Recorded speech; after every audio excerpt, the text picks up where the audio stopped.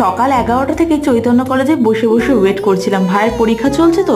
দেখো পরীক্ষাতেই জাস্ট বেরোলো, আমরা সঙ্গে সঙ্গে টোটো পেয়ে গেছি। কিন্তু টোটো পেলেও কি ভাগ্য তো ভালো, চৈতন্য কলেজের সামনে রেল গেট তো, বারবার খালি গেট পড়ে, আর ওই গেটটা তুলতে ওরা সময় নেয় 45 মিনিট মতো। তারপর স্টেশনে এসে আমরা এই অরুণের স্টলটায় আসলাম। তবে অনেক রকম অরুণের ভ্যারাইটিস ছিল না, তাই আমি 3 in 1টা নিয়েছি। এত রোদ্দুর না, ভারী কিছু খেতেও ইচ্ছে করছে না, মনে হচ্ছে শুধু ঠান্ডা খাই। ক্যাম্পা, অরুণ, এই শুধু ঠান্ডা আইসক্রিম, এগুলো খেয়ে আমি জানি না ঠান্ডা লাগবে কিনা। ঠাকুরনগরে নামার সাথে সাথে এই দুই সখীর সাথে আমার দেখা। প্রিয়াঙ্কার তো হাসি শেষই হয় না, কোনো কথা বলার আগেই ওনার 32 পাটি বেরিয়ে যায়।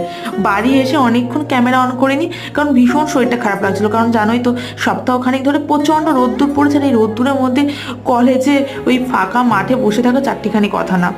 তাই সন্ধেবেলা বাড়িতে এসে এক থালা স্ন্যাক্স নিয়ে বসেছি। তোমরা বলো না আমি খাই না, আমি কিন্তু পেট ভরে খাই, কারণ পেটে না খেলে পিঠে কখনোই সয় না। চলো বাই।